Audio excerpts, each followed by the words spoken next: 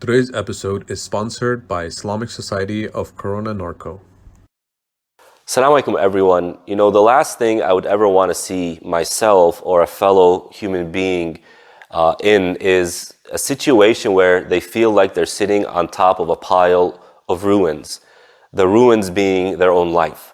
When somebody's marriage ends in a divorce, or their company is tanked or goes bankrupt and it has to be dissolved, or parents who spent years raising their kids only for their kids to rebel against them, that is a moment where a person will feel like they're standing on top of a pile of ruins, the ruins of their life. And naturally, as human beings, we will sit and think, what did I do wrong? Where did I go wrong? And we'll sit and we'll brainstorm and think, maybe if it was that decision that I made so long ago that led to a series of cascades or other bad decisions that led to this pile of ruins. Or maybe if only I didn't do that or I changed this. We just think this way. And, even just imagining this scenario is very heavy on the heart.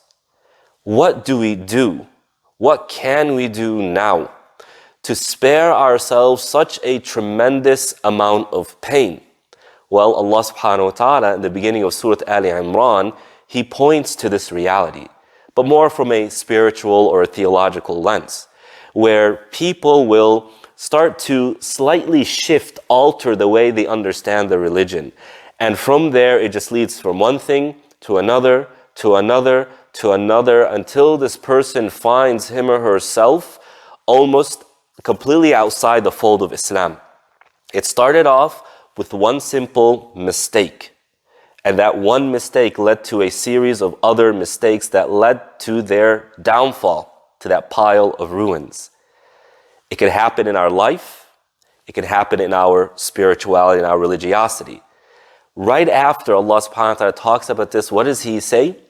رَبَّنَا لَا تُزِغْ قُلُوبَنَا بَعْدَ إِذْ هَدَيْتَنَا وَهَبْ لَنَا مِنْ لَدُنْكَ رَحْمَةً إِنَّكَ أَنْتَ الْوَهَّابُ. Allah follows this moment up with a dua. And this dua, pay particular attention to, because this dua is a dua that the Prophet ﷺ would frequently make. And the dua translates as, O Allah, do not cause our hearts to go astray after you have guided it. And give us from your mercy, gift us from you mercy. You are the one who gives gifts. Dear brothers and sisters, life is full of challenges, and we human beings are vulnerable.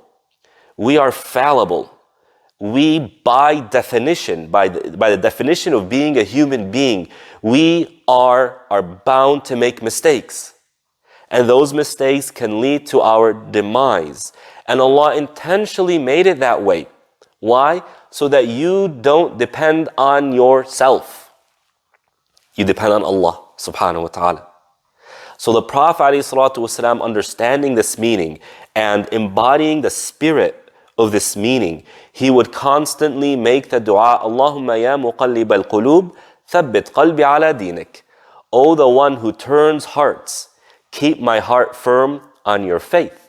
And the dua of this verse is the same exact meaning. O Allah, I acknowledge my vulnerability. I acknowledge my fallibility. I know that if I am left to myself, I will make poor decisions. And those poor decisions, if not rectified, can lead to major consequences. I need your mercy. Give it to me as a gift.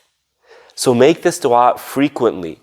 Perhaps this dua will spare you a poor decision in your family life, in your personal life, in your career. And then Allah subhanahu wa ta'ala gives us another very important variable in this equation here, this goal. And that is right after dua, Allah subhanahu wa ta'ala continues the dua and says what? رَبَّنَا إِنَّكَ جَامِعُ النَّاسِ لِيَوْمٍ لَا رَيْبَ فِيهِ إِنَّ اللَّهَ لَا يُخْلِفُ الْمِيعَادِ. O Allah, you will gather people on the day of judgment.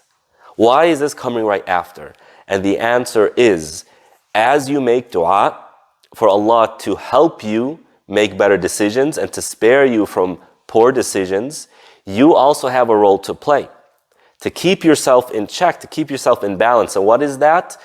As this verse is translated, "O Allah, you are the one who gathers people for the day of judgment." It's telling you, if you want to stay balanced, if you want to spare yourself poor decisions, then constantly remember the afterlife.